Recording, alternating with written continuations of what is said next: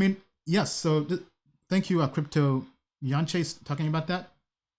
Black Bill Gates in the making is definitely a good way to kind of sum up my entire thesis and philosophy on life. What do I mean by that? Because I mean, people have called me lots of things, right? Whether a capitalist or somebody who's just in it for the money.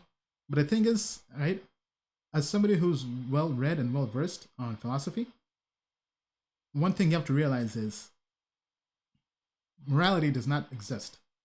Um, for anybody out there, I definitely recommend you check out philosophers like Nietzsche. That's why Friedrich Nietzsche is my favorite philosopher, right? As he likes to say, we the immoralists. Morality is subjective. What do I mean by that?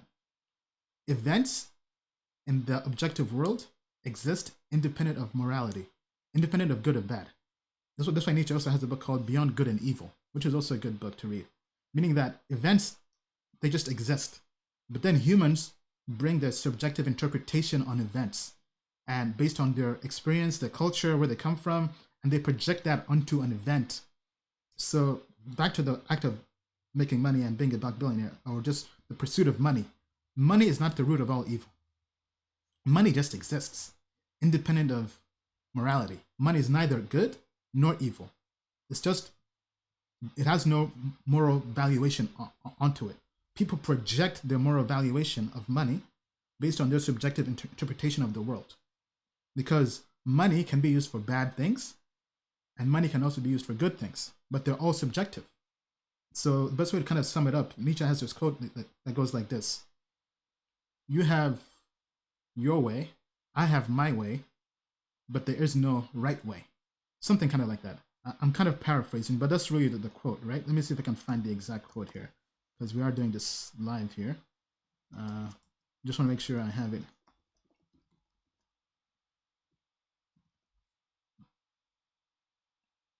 Yeah, so here's a quote. Just pulled this up here from Goodreads, which is a great site, by the way. So the quote is, you have your way, I have my way. As for the right way, the correct way, and the only way, it does not exist. So never let anybody tell you making money is evil, or trying to become a billionaire is evil. Never let anybody shame you. I mean, because shame is not even real.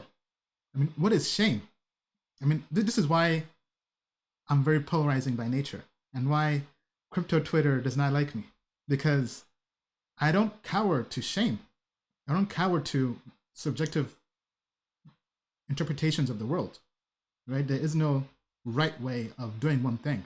That's just somebody else's interpretation of something. So to me, the pursuit of money is a noble venture, right? It's not just a noble venture, but it's the most noblest of all ventures, because I am taking personal responsibility for my own success. I'm not sitting there waiting for a handout. I'm not sitting there trying to loot from somebody else. Because for me, the inspiration in terms of making money is this. I mean, I was born in Africa, in Uganda, a country that is still recovering from colonialism. And the fact that as a kid, I would look at Forbes, all these different media publications talking about financial success, and I never saw anybody who looked like me. And I said, why is that? I mean, going through the Forbes 400 list, I mean, almost everybody did not look like me. So rather than complaining about that, rather than saying, why is that? Life's not fair, I took personal responsibility in changing that. I said, you know what? I'm going to try to put more people who look like me on the Forbes list. So if I have to do it by myself, I'll do it. But ideally, I want to achieve that success, become a billionaire, and then pave the way for other people like me from Uganda, from Africa, even America and the developed world, but more importantly, people in the developing world, to show them that, hey, anything is possible if you put your mind to it. If Ian Belina, a kid from Kampala, Uganda, a third world country, can become a black billionaire, then nobody has a reason not to strive for the pinnacle of financial success. I mean, I think that story, that example, will do more to put more people like me on those lists, right? So that's why I strive to become a billionaire. So if somebody wants to shame me for that, sorry, but I will not cower to that shame. I will not buy into their subjective interpretation and more evaluations. I'm too good for that, right? So anyway, I know I'm kind of rambling, but that's why I strive to be a black billionaire. Yes, I joke about wanting to buy a basketball team and all that other stuff, but that's still something I want to do. It's nice and fun, but at the end of the day, it's really about the process. So just imagine how many people I've already inspired by becoming a crypto millionaire. In 2018, we had a crypto world tour. Went to almost 40 countries. All in all, in my life, I've been to 45 countries, but just on the world tour, we did, I think, 35 countries in 12 months. Almost a country every 2 weeks, something like that. Incredible, right? We've been on went on several continents: North America, South America, Africa, Europe, Middle East, Asia, Australasia. Basically every continent except Antarctica I've been on, preaching and spreading the word of crypto. Because people see my story and they can relate to that. So imagine how much we've already done thus far, just by me paving the way and showing how I've become a crypto millionaire. Imagine if I do the same thing as a billionaire.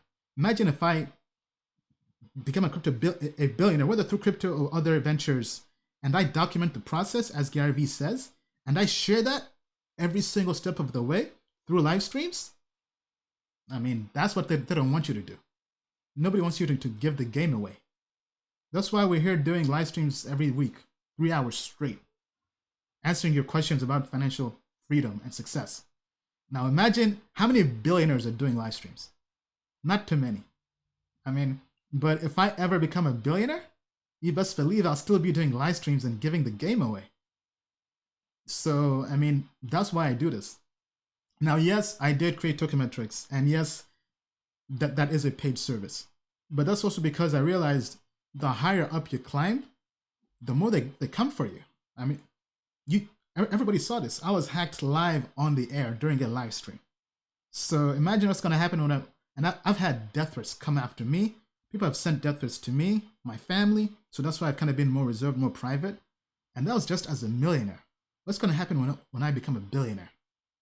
I mean, I'll become a bigger target. So with Tokenmetrics, we've tried to keep things affordable. We've still been giving away free accounts, kind of think of them as scholarships. For example, this week we gave a basic account to somebody who was active on the forum. So if anybody out there is active and engaged, we'll definitely find ways to help and to help you, right? To quench your thirst for knowledge.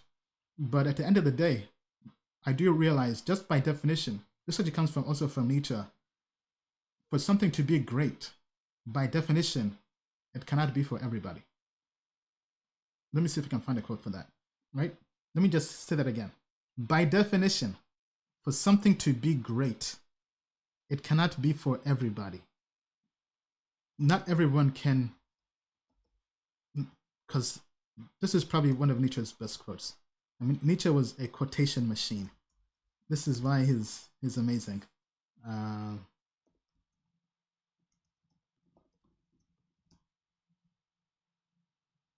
Okay, so here we go again. Once again on Goodreads. So let me just zoom in on this.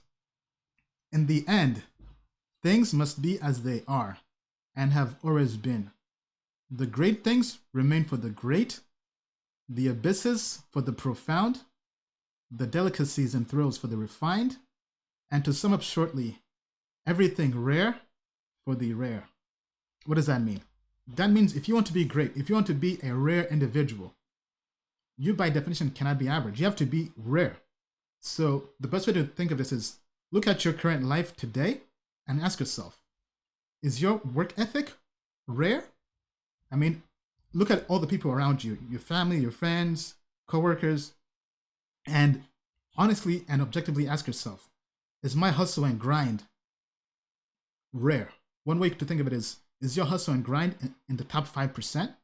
So are you in the 90th or 95th percentile of hustle? I know I'm up there, right? That's how I keep myself in check. I look around at what everybody else around me is doing, my friends, my coworkers, and ask myself, how many hours is this person working? How many hours am I working? If you're working a lot less than them, or not putting in as much work, don't expect to get real things. If you want greatness, you have to first become a great individual. Nietzsche called this the Ubermensch. You have to become Superman, right? It basically translates to that. You have to become Superman. If you're, doesn't matter what you do, what industry you're in, whether it's basketball, being a lawyer, an accountant, if you want to be the greatest accountant in the world, that's the secret to success. Look around at the people around you, and yes, that means you have to measure yourself against people around you. And ask yourself, am I the top 5% best lawyers? And the best way to think of it is begin slow, right? First begin maybe in your city. First get greatness in your city. Then once you do that, then branch out into other areas. So maybe you go from being the best lawyer in your city, so for example, best lawyer in Washington, D.C., to then being the best lawyer in America, to being the best lawyer in the world. So as Meek Mill says, there are levels to this. So you have to level up, kind of like a video game. So if you're a crypto investor, I mean, with me, I became a small YouTuber. Then that blew up. The next thing you know, I was doing world tours. So the fact that I was a crypto investor going around the world speaking means that I broke away from just being somebody who's good on YouTube or good in America to being somebody who is respected globally. So that's how I get inspiration from Nietzsche and other philosophers. But I mean, I'm not even sure how this began. But I mean, that's really my secret, right? So back to this point of being a Black billionaire. It's really about positing a goal and then the process of working to strive towards that goal. Because yes, I know that it's a very ambitious goal. And chances are I may not even achieve it. But guess what? I'm not afraid of failure. And neither should anybody. Nobody should be afraid of failure because failure is great. Failure is only bad if you don't learn from failure.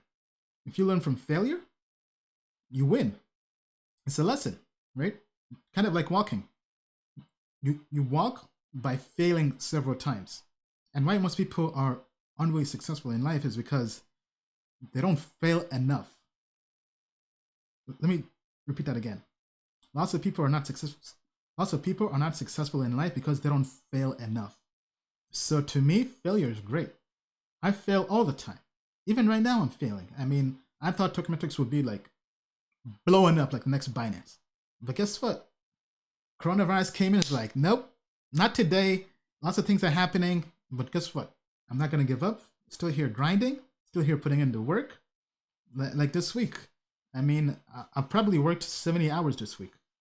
I mean, I'm working right now on a Sunday. Last night on Saturday, I worked 12 hours on Saturday. So, because I began working from 4 p.m. till 2 a.m. yesterday on a weekend. I don't know how many people are working on weekends, but that's what motivates me because I have a goal. But I also know that, okay, once I've done all this, then I'm going to rest and party. I mean, that's why on the Crypto World Tour, I kind of slowed down with the videos because I've been grinding through all of 2017, all of 2017. So when I finally achieved my goal, I had to let loose, I had to breathe, I had to unwind. So sorry if I was on a hiatus and I wasn't doing as many videos, but understand that I was working 50s, probably 70, 80 hour weeks each week. So I finally had to go on a mini vacay, right? On a vacation. But now, in this bear market, in 2018, towards the end of I would say all of 2019, and now 2020, I'm grinding, I'm putting in the work, because now I'm building up Tokemetrics. So I'm going to work hard like this, probably minimum 40, but maximum I would say 70, sometimes even 80 hours a week for like 1 or 2 years straight until it reaches a point where it's successful and it can sustain itself on its own, and then I'll take a break.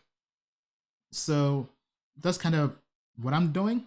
That's my process. It's definitely not for everybody, but guess what? As Nietzsche says, everything rare for the rare. if you want to be a rare individual, if you want to be great, you have to do rare things. So the blood, sweat, and tears you put in cannot be mediocre. You cannot purchase your blood, sweat, and tears from IKEA or Costco. You can't buy that wholesale. It has to be unique. You have to be a special snowflake. And if the work ethic is not it's not that of a special snowflake, I'm sorry, but you will not be a rare individual. And that's why we're putting in the work to become billionaires. Because first of all, just wanting to become a billionaire is a rare goal. Not everyone is doing that. But on top of that, we now have to have the work ethic of somebody who's going to become a billionaire. That's where the inspiration comes from. Because if your goal is just to be mediocre, you won't wake up or put in the work late at night to become a black billionaire. Or you can be a billionaire of any race, I don't care. But the thing is, you posit a goal, and that goal is kind of the carrot that motivates you to grind.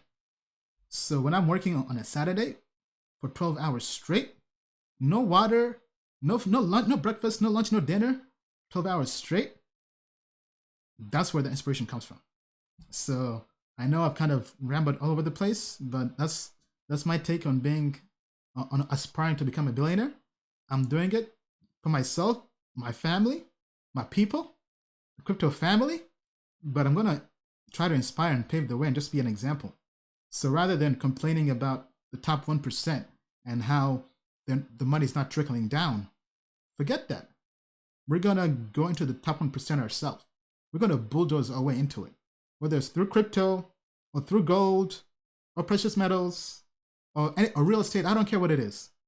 If there's a way, I will will my way to it. That's why I love the book, The Will to Power. Very, very good book. Actually, let me see if I have the book here. Okay, it's not here. But I highly encourage you to check out the book, The Will to Power. It's a very tough book.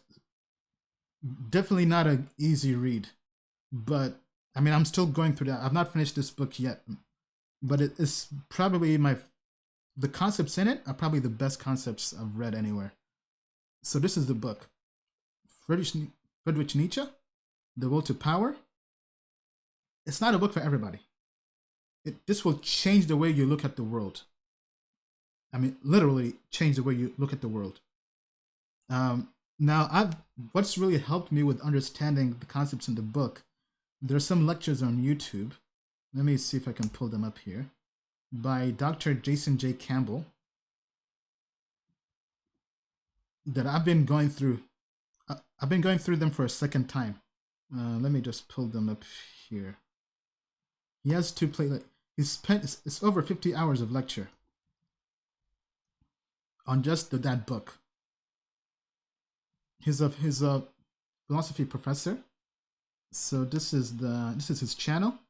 Definitely check it out. If we go to, yeah, this is part 2. Where's part 1? Right now, I've been going through part 1.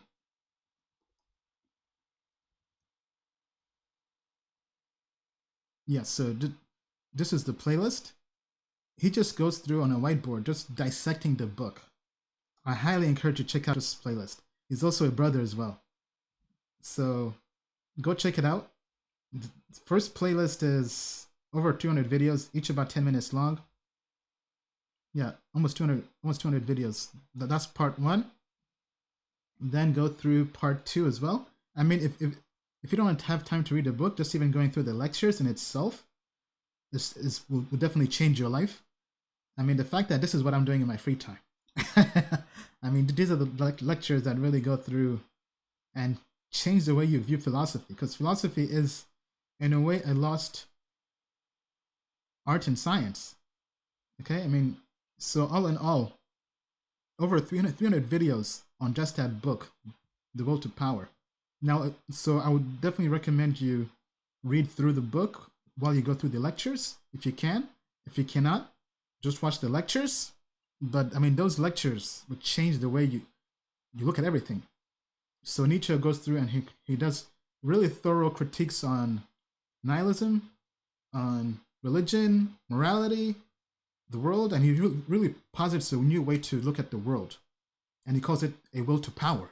And it's not really about striving and being power hungry per se, but it's about almost in a way becoming a rare individual, becoming that Ubermensch, becoming a Superman or Supergirl, right? And being able to just posit goals and strive for them.